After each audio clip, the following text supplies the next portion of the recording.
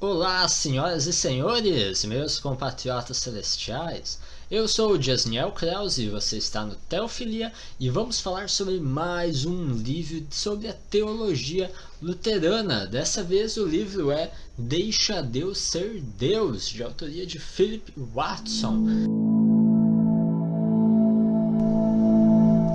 Muito bem, esse livro aqui então ele é publicado pela UBRA, que é a editora da Universidade Luterana do Brasil, não da IECLB, né, da igreja que eu faço parte, mas sim da IELB, né, da Igreja Luterana do Brasil, enquanto IECLB é a Igreja Evangélica de Confissão Luterana no Brasil. Né? Então é da outra igreja, da outra denominação que é também luterana.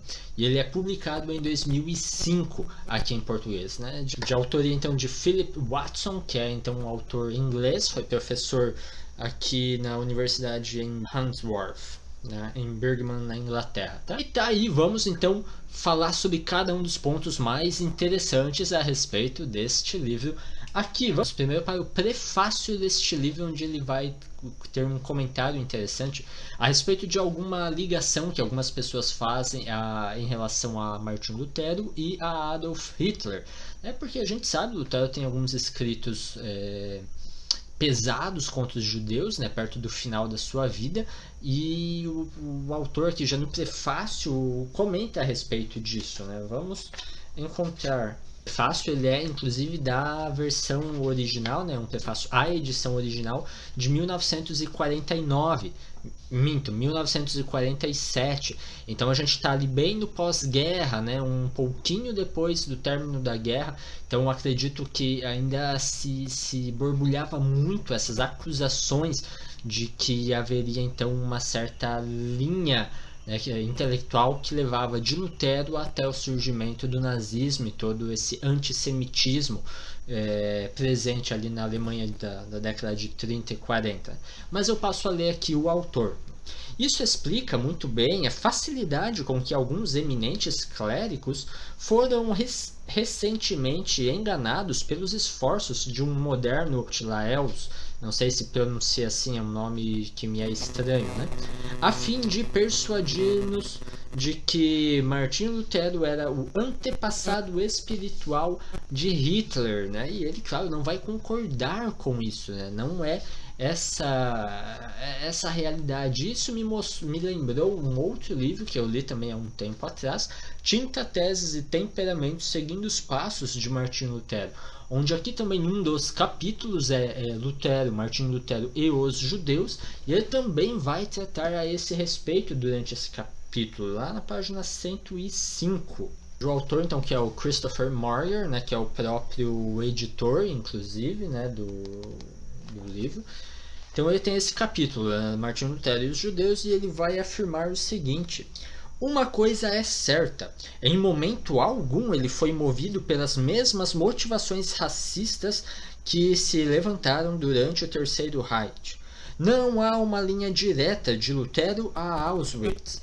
Mesmo as medidas severas contra os judeus, aquelas que nos causam estranhamento, que ele demandou no fim de sua vida, não são piores do que o que já era prática comum na época, né? Então parece que a época como um todo tinha-se muito, né? Alguns comentários pesados, por exemplo, de Erasmo de Roterdã contra os judeus, né? Então alguns autores até colocam que se alguns autores, digamos, da França ou da Inglaterra desse período não escrevem de forma tão pesada contra os judeus como o Martinho Lutero acabou por escrever, é porque eles já haviam tomado medidas para expulsá-los, né, para não ter problemas ali com eles, né? E o Lutero, ele por muito tempo tentou ser sim bastante tolerante, por muito tempo a grande esperança do Lutero é de que uma vez que ele traduzisse a Bíblia então para o vernáculo, né, para o alemão,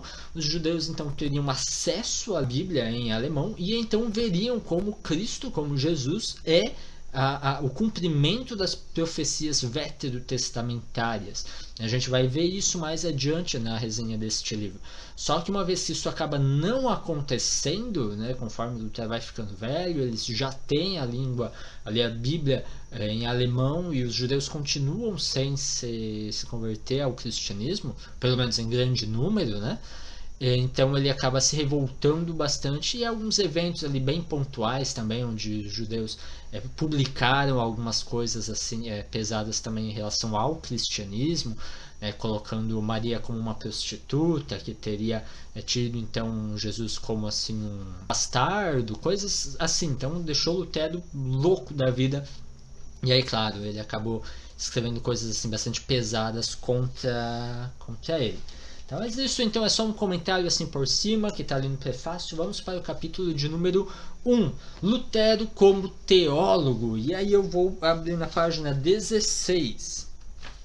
Lá nós encontramos o seguinte: Lutero estava insistindo na defesa da antiga fé contra os novos artigos da fé. Isso é uma coisa que eu já mencionei em outros vídeos, outras resenhas, mas se talvez você está caindo aqui de paraquedas só por causa da resenha deste livro, eu falo novamente, né? Eu penso que a Reforma Protestante ela pode ser comparada de forma mais clara à Revolução Gloriosa de 1888 na Inglaterra, uma revolta que é mais uma espécie de contra-revolta, porque ela vai impedir um rei revolucionário, né, de romper com a longa tradição, de romper com o que é valioso para eles. Então ela é mais próxima a esse estilo de revolução, né, Revolução Gloriosa Inglesa, 1688, do que em relação à Revolução Francesa de 1789, que essa sim é uma ruptura para com a tradição, para com a religião, e não é o que nós encontramos na Reforma Protestante. Tá? Então eu penso ser um erro nós considerarmos a Reforma Protestante essa espécie de ruptura com a longa tradição do cristianismo, da teologia cristã. O Lutero ele vai enfaticamente defender a antiga fé, defender aquilo que os pais apostólicos, que os pais de todo o período patrístico ou mesmo neotestamentário defendiam, contra essas inovações dos escolásticos e ali dos papas renascentistas e tudo isso, tá?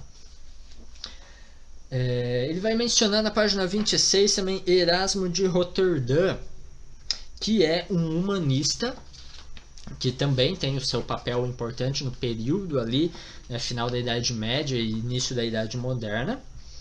E eu passo a ler uma citação do próprio Erasmo de Roterdã a respeito da situação em que a igreja se encontrava então. A corrupção, sob nome de religião, foi tão longe a ponto de quase extinguir a fé cristã. Então mesmo os humanistas reconheciam como a teologia cristã estava sob ataque de algo diferente do cristianismo, mas que estava assumindo o nome de cristianismo. E é contra isso que o Lutero então vai lutar, vai brigar em sua época. O Erasmo ele vai ter um papel bastante importante na reforma, porque os humanistas vão ter muito forte a questão do ter de volta as fontes, né? E nessa ânsia de ler não mais os comentários bíblicos, né, Pedro Abelardo, essa galera toda, ele vai querer ler a própria Bíblia e na sua língua original, o grego para o Novo Testamento e o hebraico para o Antigo Testamento. O Erasmo, então, ele vai compilar a partir de manuscritos antigos que eles tinham acesso na época, vai juntá-los, compilar e vai editar e publicar um Novo Testamento em grego. E é com base nesse Novo Testamento lançado por Erasmo de Roterdã que o Lutero fará a sua tradução da Bíblia para o alemão, lá no castelo de Wartburg, quando ele fica lá em 1521 e no início de 1522, né? Então o Erasmo, e ele também vai ter umas brigas com o Lutero, né? Tanto é que Deixa Deus ser Deus é um título que faz referência ao debate de Lutero com Erasmo de Roterdã, onde eles vão discutir sobre o livre-arbítrio, né? O Erasmo vai dizer que Deus é um Deus bondoso, um Deus que concede liberdade aos seres humanos, e ele vai insistir, então deixa Deus ser bom. E o Lutero, ele não concorda com isso. O Lutero vai defender a visão do servo-arbítrio, onde então nós teríamos o nosso arbítrio escravizado pelo pecado desde a queda e libertado tão somente com Cristo, mas que então passa a ser um escravo do próprio Cristo. E o Lutero, então, ele responde ao Erasmo, né? Não é deixa Deus ser bom, é deixa Deus ser Deus. Né? Deus é soberano. E, enfim, esse é o debate ali entre eles, né? Do servo-arbítrio é o nome da obra de Lutero, que é essa obra então dedicada ao Erasmo de Roterdã nos seus debates. Vamos para a nota de rodapé de número 27, onde é um comentário que eu achei interessante de um tal de F. Lufs. Eu não conheço o autor, mas o comentário eu achei aqui bem interessante, tá? Então, esse autor, ele afirma que parece que Lutero realmente nunca esteve familiarizado com Aquino, Tomás de Aquino, e comenta que muitos teólogos católicos de seu tempo estavam na mesma situação.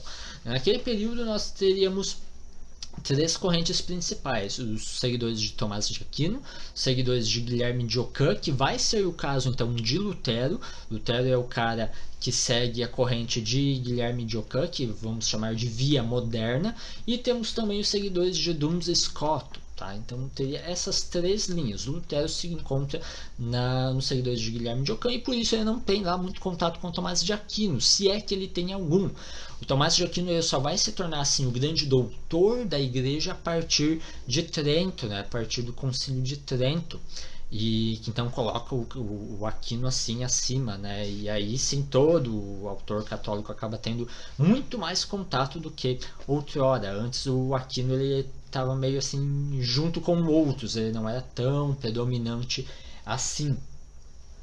E aí, sobre esse fato de o Lutero é um seguidor de Guilherme de Ockham, né? Ele aprende em Erfurt sobre Guilherme de Ockham, ele vai falar sobre isso na página de número 33. Seus preceptores teológicos, Guilherme de Ockham, Pedro Dalí e especialmente Gabriel Biel, que faz parte também dessa via moderna, os mestres do nominalismo e da via moderna, como eu falei, que era ensinada em Erfurt, então que é onde o Lutero se apresentou para se tornar um monge, né? Então ele está acostumado, ele faz parte dessa linha teológica, né? Ele, nesse sentido, ele é um fruto do seu tempo também, ele está seguindo um certo desenvolvimento ali teológico da própria Igreja Católica, da própria teologia católica, né?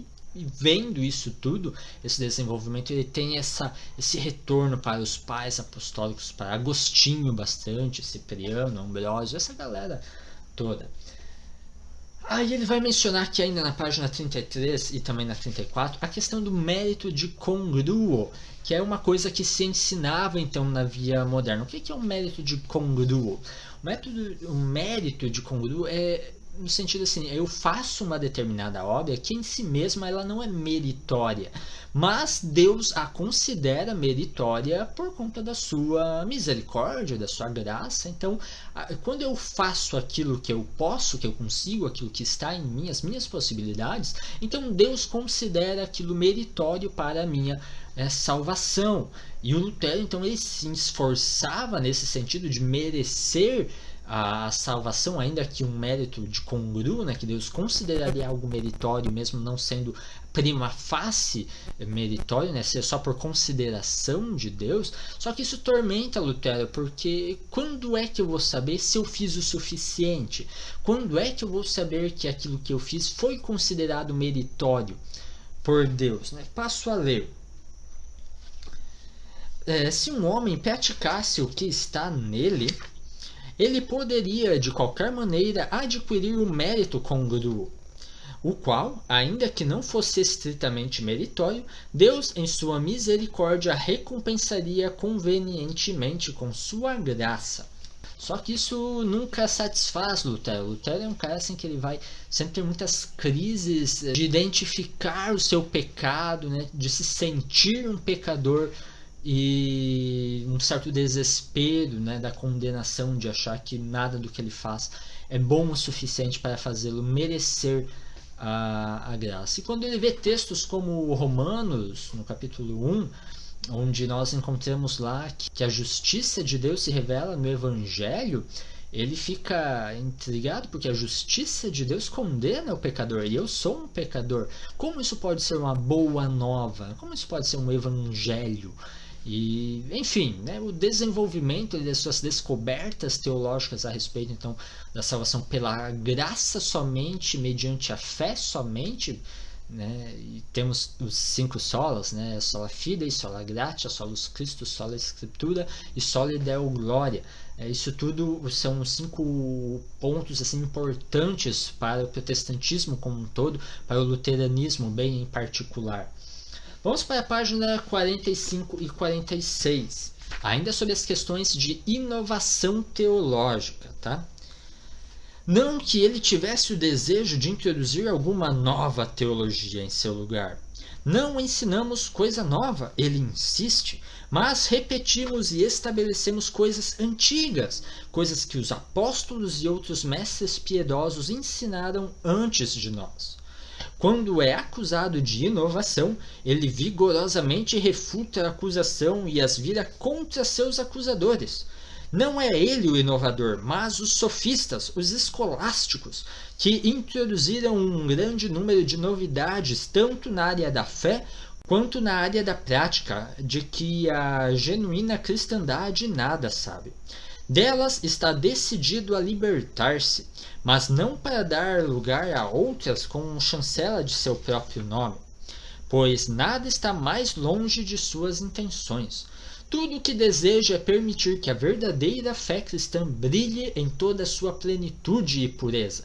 A fé que, embora deploravelmente obscurecida, nunca se perdera completamente na igreja. Tá? Muito interessante isso aqui. Então isso refuta essas questões assim de colocar o Lutero como sendo um inovador teológico, um revolucionário teológico. Não, ali estamos num resgate, estamos numa revolução gloriosa e não em uma revolução francesa. Tá legal? Vamos para o capítulo de número 2, o motivo do pensamento de Lutero. E o Lutero, então, ele começa a se questionar. Tudo bem, eu quero salvação, eu anseio ser salvo, mas isso tudo é por amor ao próprio Deus? Ou será que é por amor a mim mesmo? Né? Será que eu não quero ir para o céu só para salvar a minha pele? É simplesmente por medo do inferno, medo dos sofrimentos eternos do inferno, então eu quero me livrar disso, né? Poxa, então se eu amo mais é a mim mesmo desejando o céu, então, cara, eu não vou conquistar o céu assim, eu preciso conquistar, ou melhor, merecer, né, bem entre aspas, o céu é por amor ao próprio Deus, né? Eu coloco bem entre aspas porque, claro, a gente sabe que não é essa a ideia, a gente nunca merece o céu, né? A gente só alcança o céu pelo mérito extra a nós, né? O mérito de Cristo que nos é imputado, né? Então, entre aspas, esse merecer aí, né? Página de número 71. E aí o Lutero vai comentar a respeito disso aí, né? Pelo contrário, se praticassem boas obras com a intenção de obter o reino, eles jamais o obteriam, mas seriam antes incluídos entre os ímpios, que com uma má intenção mercenária procuram as suas próprias coisas mesmo em Deus, né? Então a intenção dele não seria de servir, de glorificar o próprio Deus, não. O que eu quero é viver uma vida tranquila no paraíso, né? Safar a minha própria pele. Então, cara, não, você não vai ser salvo com essas intenções, né? Com essas intenções mercenárias, segundo Lutero. E vamos para a página 73. Por meio disso, diz ele, Deus mostra que a sua bondade é completamente boa por natureza, porque ela não fica de pé ou cai de acordo com a virtude ou defeito de um outro, tal qual a bondade humana fica de pé sobre sobre a virtude de outras pessoas, ou cai causada pelo defeito de algum outro. Em outras palavras, Deus faz o bem porque é próprio de sua natureza proceder assim. Ele não é movido pelos méritos ou deméritos dos homens, mas unicamente por sua bondade essencial. É pela própria natureza de Deus o ser bom, né? O escolher livremente salvar os eleitos. Vamos para a página de número 95. Ele vai mencionar a questão então do desejo humano, da ânsia do ser humano por religião, e como por vezes é acusado então a religião de ser uma espécie de ilusão desenvolvida para satisfazer esses desejos, essa ânsia do ser humano. Passo a ler. Uma religião fundamentada na necessidade humana é algo muito precário, como os seus adversários rapidamente perceberam, de Ludwig Feuerbach no século XIX aos diletantes mais recentes em psicologia que tagarelam a respeito de satisfação do desejo, projeção e outras definições da religião. Eles acharam fácil de rejeitá-la como uma fantasia, uma mera ilusão concebida pelos desejos profundos e clamantes do homem. E, sem dúvida, muita coisa do que passa por religião merece ser rejeitada desta maneira. Muito antes de Feuerbach toda a vida, Lutero dirigiu uma crítica semelhante, embora mais profunda e penetrante, contra tal religião. Era uma falsa religião e ele a atacou por causa da glória de Deus. Deus não existe para servir aos propósitos do homem, mas se posiciona em face do homem com autoridade soberana e dominadora. Tá. Ele diz isso porque boa parte do livro vai estar considerando aqui a reforma de Lutero uma espécie de revolução copernicana, né? Nicolau Copérnico, um matemático polonês, é o responsável pela definição heliocêntrica do sistema solar, onde então o planeta Terra gira em torno do Sol e não o oposto, como se acreditava predominantemente até então. E ele vai considerar então essa teologia de Lutero também uma espécie de heliocentrismo. Deixa de o mundo todo estar girando em torno do eu, da minha religião, né? Deus me satisfazendo, eu querendo paraíso, eu merecendo paraíso, eu conquistando, eu. E torna-se então o heliocentrismo no sentido de que agora as coisas giram em torno da glória de Deus, né? Nós trabalhamos e fazemos e existimos sempre para a glória de Deus, né? O soli deo gloria, um dos 5 pontos, um dos 5 solas, né, da reforma protestante. Tá? Então, nesse sentido, por isso ele coloca isso. Claro que as críticas de Feuerbach também existem interessantes contrapontos além de C.S. Lewis, que vai colocar então o argumento do desejo, né? Se eu encontro em mim desejos que nada no mundo pode satisfazer, a explicação mais plausível é que eu fui feito para um outro mundo. Não no sentido de que Deus existe para me satisfazer, mas que Deus coloca em mim essa ânsia, esse desejo que vai servir como um propulsor para que eu busque a Deus, para que isso me incomode, para que isso me faça buscar a Deus e encontrá-lo. Então é uma espécie aí de quase teologia natural, por assim dizer. Capítulo de número 2 ainda, na página 97. Os cristãos devem contar com o sofrimento e devem sofrer pacientemente com a inimizade contra eles. Mas se a doutrina, quando proclamada, é condenada, isso afeta a glória de Deus e a salvação do mundo. Nesse caso, devemos ser intransigentes e não pacientes. Me chama a atenção isso. Quando o assunto é doutrina, tem que ser um debatedor, tem que ser firme. Um pouquinho depois, ele reafirma: onde os homens ensinam mentiras e erros sobre a cor da verdade e seduzem a muitos, ali o amor não tem lugar. Até assusta um pouco, né? Ali o amor não tem lugar. Mas claro, no sentido de que, sabe essa coisa assim de que o que importa é o amor e aí vale tudo, você vai deixando, vai relevando e o pessoal vai se afundando em heresia, vai se afundando em ensinos contrários àquilo que os autores bíblicos tensionavam? Pois é nesse sentido que o Lutero fala. Então, o amor não pode te impedir de falar ali a verdade, né? De condenar o erro e expor e debater, enfim, é nesse sentido aqui que o Lutero coloca. Vamos para o capítulo de número 3. Ali sim ele vai tratar a respeito da teologia natural. O Lutero ele não é um cara muito fã da questão da teologia natural, porque a teologia natural ele entende que sempre vai levar o homem para a idolatria. Tá? Então, embora os céus proclamem a glória de Deus, né, o firmamento anuncia as obras de suas mãos, mas acaba que o ser humano sempre vai querer adorar a própria criatura, o que é então uma idolatria. Por isso Lutero acha que assim, até vê alguma utilidade na teologia natural, mas é uma utilidade bastante limitada se nós formos comparar, por exemplo, com os pensamentos de Tomás de Aquino em relação à teologia natural. Página 113. Deus quer que a lei seja ensinada, Lutero afirma, e ele a revela como divina. Mais ainda, ele a inscreve nas mentes de todos os homens, como Paulo demonstra em Romanos 2. E desse natural conhecimento, precisamente, todos os livros dos melhores filósofos se originaram, como, por exemplo, de Esopo, Aristóteles, Platão, Genofonte, Cícero, Cato e etc.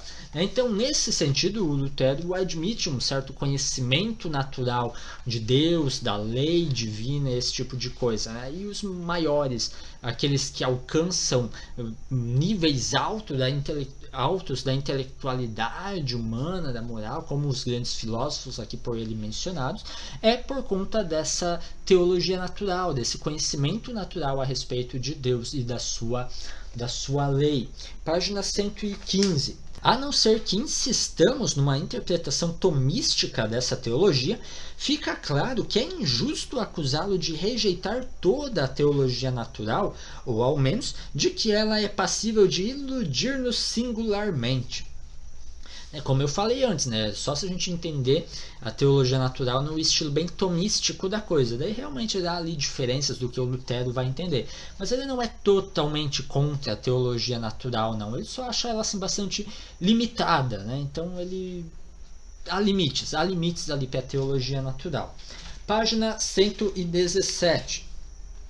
Nas mãos do homem natural, o conhecimento natural de Deus causa a origem não da religião verdadeira, mas de toda a idolatria, como eu falava, que sem o conhecimento da divindade nunca poderia ter entrado no mundo. Né? Então, sem que Deus se revelasse a nós a partir dos profetas, a partir então da maior forma aí no próprio Jesus Cristo, onde nós então encontramos os registros na Bíblia.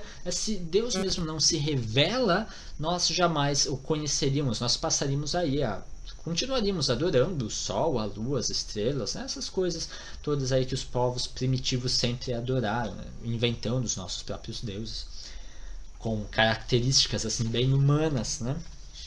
Página 121.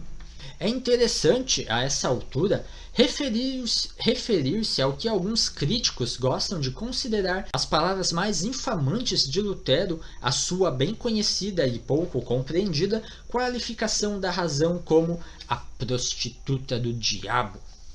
À luz daquilo que acabamos de dizer, o sentido dessas palavras não é muito difícil de entender.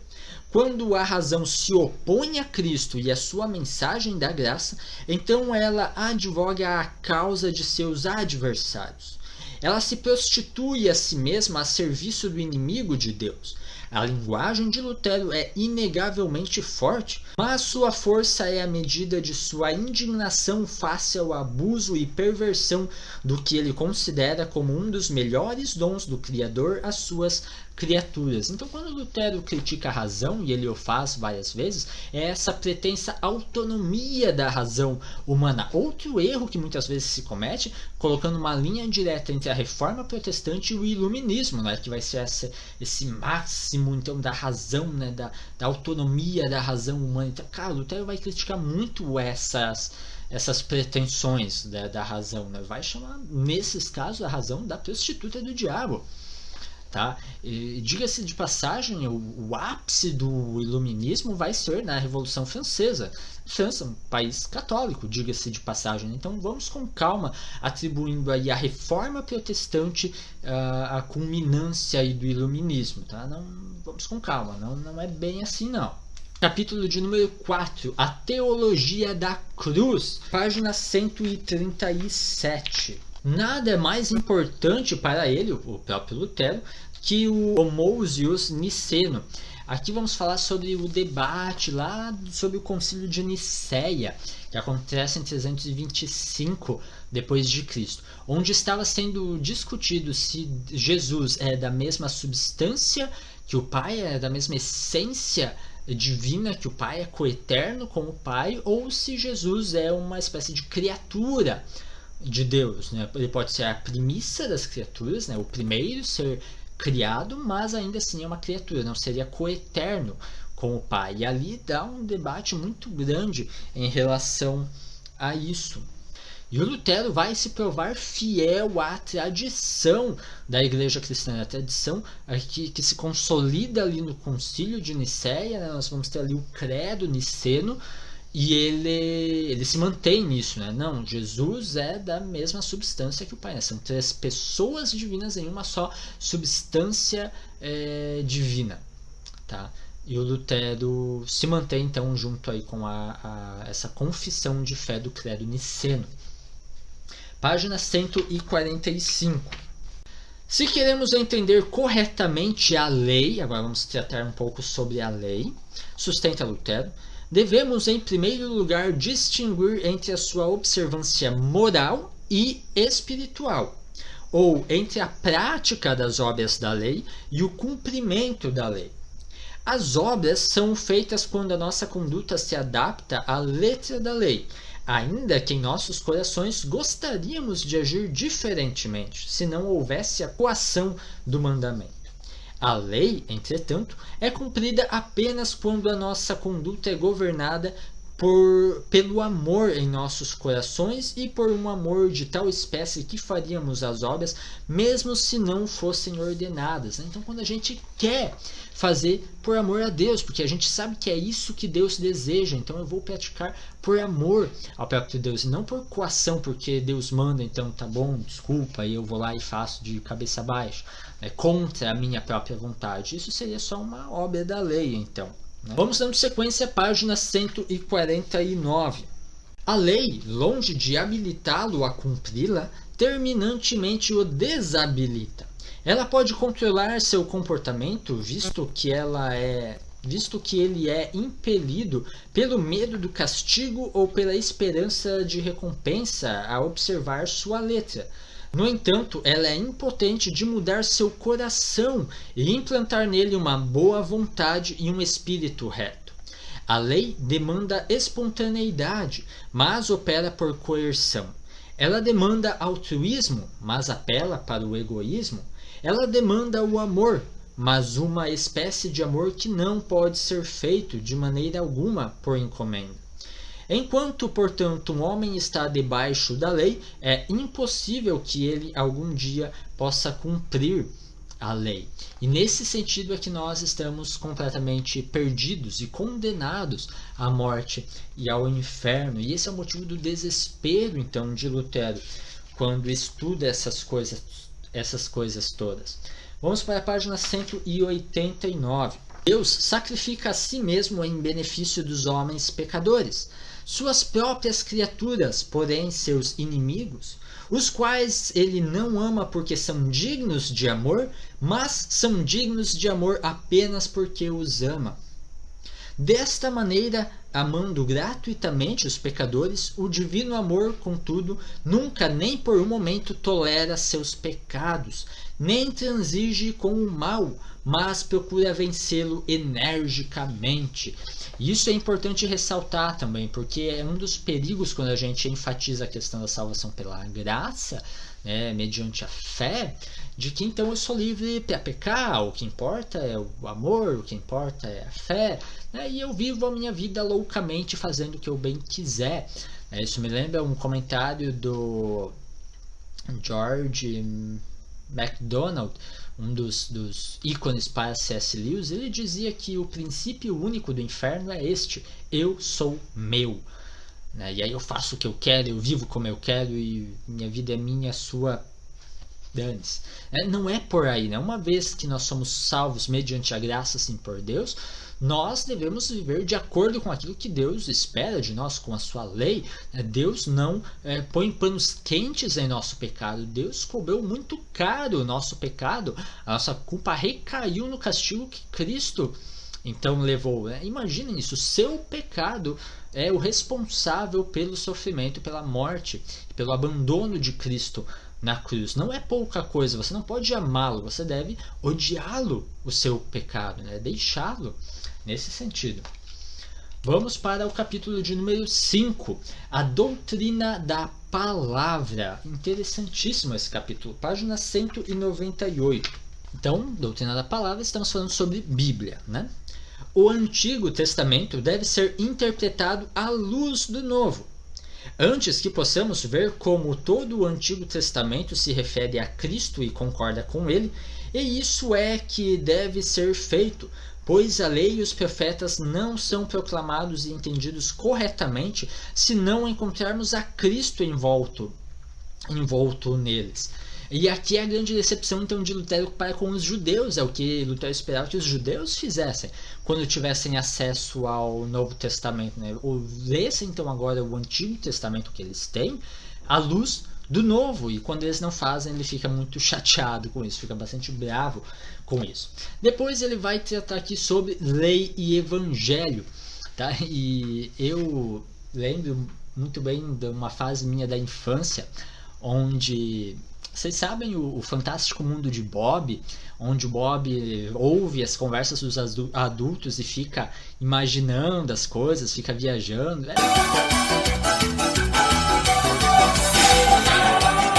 Pois é, eu era mais ou menos assim. E eu ouvia uma música na igreja, nos círculos de oração, estudos bíblicos e tudo mais, onde se cantava que mais um dia eu senti o meu pecado e tremi vendo as penas da justiça e da lei. Apressado fugi, em Jesus me escondi e refúgio seguro nele eu achei. E a minha imaginação fluía nesse sentido. Eu imaginava então a tal justiça e lei, uma espécie de monstro gigante ao estilo de uma galinha gigante cheia de penas, então eu via as penas da justiça e da lei e eu ficava com medo disso, e aí eu corria até Jesus, então tinha uma galinha gigante correndo atrás de mim e eu corria até Jesus, e eu então meio que me escondia atrás da perna dele, assim, meio que me agarrava nele, e Jesus é então ainda maior do que aquele monstro terrível daquela galinha gigante chamada justiça e lei, e então Jesus espantava a justiça e a lei, e eu estava seguro, eu encontrava então um refúgio seguro em Jesus. Eu imaginava isso. Mas vejam só, como uma canção e uma criança imaginando as coisas completamente estranhas, mas eu estava compreendendo a lei e o evangelho. Enquanto a lei me acusa e me condena e é um perigo para mim, porque a justiça de Deus ela condena o pecador, eu vou encontrar refúgio, eu vou encontrar evangelho, a boa notícia quando eu corro para Jesus. Em mim mesmo eu jamais me livraria daquele monstro terrível, cheio de penas, mas quando eu corro para Jesus, Jesus me livra. Então, cara, as crianças levam muito a sério, elas internalizam aquilo que elas ouvem, aquilo que as canções que elas cantam e tudo mais enquanto crianças, e portanto levem as crianças, elas devem estar presentes com vocês na igreja e cuidem com o que elas ouvem aí de televisão e de músicas mundanas e coisas assim, elas internalizam tudo isso, mas enfim, lei e evangelho, passo a ler aqui na página 204. A palavra de Deus, temos ouvido Lutero dizer, vem a nós em duas formas, como lei e como evangelho. Ambos devem ser pregados, mas nunca devem ser confundidos, e a marca de um verdadeiro teólogo é ser capaz de distingui-los corretamente. Então as duas coisas devem ser, nem a gente pode ficar só falando de evangelho, só de um Deus de amor, um Deus que tolera tudo, um Deus que tanto faz, tanto fez, né? Faz o que tu queres, é tudo da lei, e nem também cair no desespero do Deus que é só justiça, né? Um Deus que só cobra, um Deus que só te condena. Ambas as coisas devem estar ali, né? A lei e o evangelho que te desespera na tua condição real de condenado, então te aponta, né? te remete a Cristo, que é a tua única esperança, a tua única saída para ser salvo. Página 205. Entendida corretamente, a lei é associada ao Evangelho e serve aos propósitos do Evangelho, mas ela não pode ser mal aplicada de maneira que se torne positivamente hostil a esses propósitos e então não seja mais a santa lei de Deus, mas uma doutrina falsa e diabólica, e assim deva ser rejeitada, né? Sabe quando a gente quer fazer a lei almejando merecer o céu? Acha que sendo certinho a gente vai conquistar o céu por conta própria? Pois é, isso só está crescendo seu ego, isso só está tornando você uma pessoa orgulhosa, e o orgulho é a galinha sobre a qual todos os outros pecados são chocados, diria o C.S. Lewis. Página 206. Quando Lutero, portanto, fala da lei irreverentemente, isso é uma acusação que alguns teólogos fazem, ele está simplesmente repudiando o legalismo religioso e a opinião perniciosa a respeito da lei de que ela justifica e torna o homem justo perante Deus, como se a lei pudesse tornar o homem merecedor da salvação. E isso nós sabemos não acontece, porque é pela graça unicamente que nós somos salvos. Página 207. Embora Lutero mantenha vigorosamente que a lei não pode justificar, ele não menos vigorosamente insiste no fato de que ela, por esse motivo, não é inútil. Não é inútil. Como um caminho para a salvação, ela foi abolida por Cristo. Somos salvos pela graça, não pelas obras da lei. Mas a própria lei não foi abrogada. A vontade de Deus ainda é a vontade de Deus. Então a gente ainda precisa se comportar porque é a vontade de Deus. E não porque nós vamos merecer o céu por causa disso, ou porque nós vamos perdê-lo se não o alcançarmos, né? Se não alcançarmos uma retidão moral inquestionável, coisas assim. Não. Página 208. A lei tem um duplo uso e o evangelho um duplo ofício, que devem ser mantidos na sua devida ordem e proporção. Nós vamos ver os detalhes disso aí agora mesmo.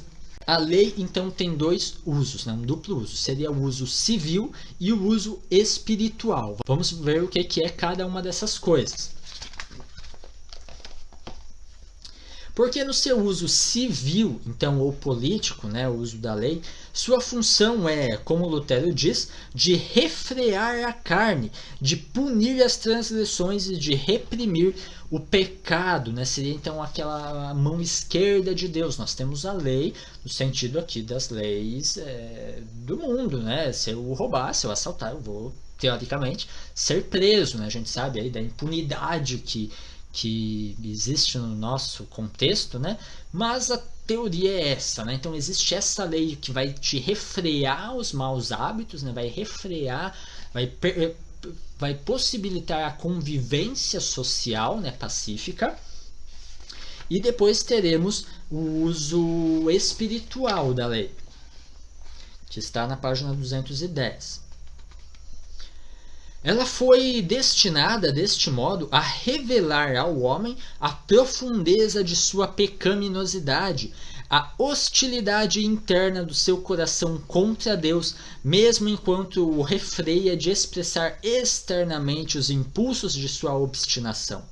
Ela foi destinada a convencê-lo de sua total incompetência para satisfazer suas reais exigências e libertá-lo de sua condenação e da ira de Deus. Essa é a função da lei. Então é mostrar para você o quão pecador você é, o quão perdido você está, o quão incompetente você é em tentar seguir as leis de Deus, né? Em tentar alcançar a santidade de Deus.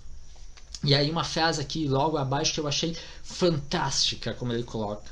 Ela é, a lei, o martelo de Deus que quebra e estilhaça toda a justiça própria do homem e sua autoconfiança perante Deus. Quando Jesus, nas suas convivências, né, enquanto ele esteve aqui encarnado na Terra, ele sempre bateu de frente com os religiosos, né, com os fariseus e tudo mais, e acabava por abraçar e acolher pecadores. Não era por causa da religiosidade em si mesma dos fariseus, e nem por causa do pecado em si mesmo dos pecadores, né, do publicano, das prostitutas, enfim, mas é por causa dessa questão aqui da autoconfiança, da sua própria prepotência, né? Os fariseus confiavam em suas próprias obras para a salvação. Esse é o problema, esse é o motivo pelo qual encontravam sempre tanto atrito com Jesus ali, não é pela religiosidade em si mesmo. Então cuidem quando teólogozinho meia boca aí fica colocando, porque Jesus criticava religioso e abraçava pecador,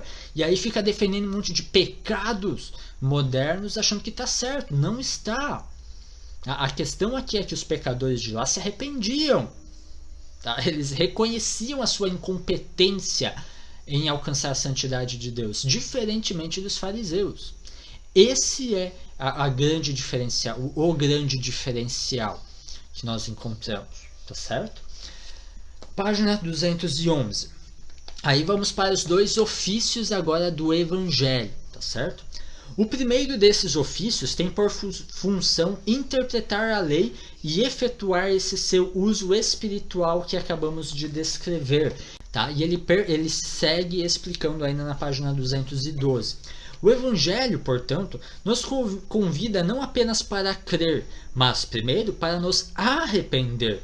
Ele nos conclama pecadores antes de nos oferecer a graça. Lutero sempre insiste de maneira mais vigorosa que as boas novas do Evangelho não devem ser proclamadas de modo algum a homens que não reconhecem seu pecado. Tais pessoas devem ser marteladas pela lei até que o seu orgulho e obstinação do coração sejam esmagados. Somente então podem ser apropriados pregar-lhes o perdão e a graça. Aqui eu sempre lembro dessa galerinha assim, teologia muito pode tudo, essa galerinha de teologia muito não julgueis, coisa assim, cara, são obstinados de não reconhecer o seu próprio pecado.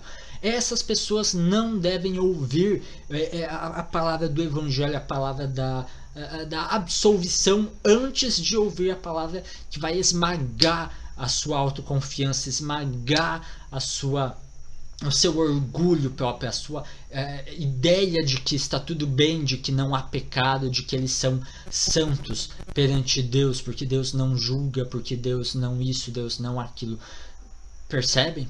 Eles precisam primeiro estar desesperados da sua condição, para então sim ser humildes o suficiente de receber de forma humilde e apropriada a graça da salvação de Deus. O segundo, e próprio e verdadeiro, ofício do Evangelho é nada mais do que pregar a Cristo em seu próprio ofício, ou proclamar a obra própria de Deus. Onde a lei exige, o Evangelho concede. Onde a lei revela o pecado, a ira, a condenação, a morte, o Evangelho revela perdão, a graça, a justiça, a vida. Pode-se dizer que o pecador justificado é justo porque se encontra num correto relacionamento com Deus, ainda que em si mesmo é ainda pecador, já que a profunda infecção do pecado original não é extirpada num instante. E aqui vai vir aquela frase bastante reconhecida, bastante conhecida de Lutero, que é simul justus et peccator, né? Simultaneamente justo e pecador, porque nós somos pecadores pela própria natureza, nós permanecemos cometendo pecados, né? Mas ao mesmo tempo nós somos justos por conta da imputação da justiça de Cristo em nós, né? A justiça extra nós. né? Portanto, essa questão da lei e evangelho, né, só há boa nova quando primeiro houve a má nova, né? Quando nós primeiro temos a consciência da nossa condenação, aí sim a boa nova fará sentido. Senão a boa nova de que eu sou salvo, mas sou salvo, salvo do quê? Do que nós estamos falando? Percebem? Nada faz sentido daí se eu não sou o primeiro convencido do meu pecado, da minha situação. Página 214 agora. Os crentes estão livres da lei, visto que ela não mais exerce a sua tirania sobre a sua consciência, impelindo-os ao desespero por causa de seus pecados. Ela não pode mais fazê-lo porque seu pecado é perdoado pelo autor da lei. Mas eles, por causa disso, não estão livres para fazer o que a lei lhes proíbe, ou para omitir o que ela ordena. O uso civil ou político da lei, que discutimos acima, ainda deve ser mantido. Tá? Então, não é fácil o que tu queres, é tudo da lei. Não, né? Há parâmetros, há coisas a serem seguidas, a serem mantidas também, aí moralmente falando, né, dentro da teologia cristã. E aí, página 238. Página 238, então, Lutero vai falar sobre justificação e santificação. Mas o fato é que, para Lutero, justificação e santificação, embora distinguíveis na teoria, são completamente inseparáveis na prática. É interessante isso aqui. Então, a questão da justificação é aquele momento em que eu sou considerado justo por Deus, eu sou declarado justo por Deus, porque a justiça de Cristo me é imputada. Então, é uma questão legal, né? Eu sou declarado justo. Já a santificação, ela é esse processo que é iniciado, onde eu então sou santificado, como o nome diz, né? Eu vou crescendo em santidade pessoal. Isso é um processo que levará a vida toda. Tá? E aqui está muito próximo também a teologia do Agostinho de Hipona. Né? Algumas pessoas colocam que Agostinho não faz essa distinção, que para Agostinho o ser justificado é o tornar-se justo, então as duas coisas seriam uma só, mas como vocês podem verificar na resenha que eu fiz do livro Long Before Luther, não é assim. Na verdade, o Agostinho ele vai por vezes trocar ali os termos, mas o sentido é bastante notável, como o Agostinho também vai colocar essa, embora sejam inseparáveis, aquele que é justificado vai ser santificado, e aquele que está sendo santificado foi primeiramente justificado, mas são distinguíveis. A gente consegue distinguir o que é uma coisa e o que é outra, embora as duas coisas sempre estarão andando de mãos dadas, né? Sempre estarão juntas, não acontecem de forma separada. Né? Então aqui está bem próximo também da teologia agostiniana. E aí, por último, o último comentário da página 246. Lutero jamais cansa de dizer-nos que não devemos confiar naquilo que sentimos, percebemos e experimentamos. Fazê-lo é seguir a inclinação do homem natural, que anda pelo que vê e de maneira alguma por fé. Porque a fé se baseia naquelas coisas que não se podem ver nem agarrar por nenhum sentido do corpo ou da alma. Manter-se naquela crença que concebeu a respeito de Deus e entregar-se completamente a ela. E isso aqui me lembrou também uns comentários que eu vi uns tempos atrás a respeito da apologética cristã, como ela nos auxilia nesse sentido. Eu não lembro com exatidão qual foi o autor que colocou isso, mas como a apologética nos auxilia nesses momentos difíceis da vida, onde Deus parece ter nos abandonado ou sequer existir, mas aí a gente olha para a apologética e percebe como de fato aquilo que nós cremos é a verdade objetiva, e como a nossa fé não depende daquilo que nós sentimos ou não sentimos em determinados períodos da nossa vida, tá? Fico aqui então com os meus comentários, as minhas reflexões acerca de Deixa Deus Ser Deus, de Philip Watson. Falou e até o próximo vídeo!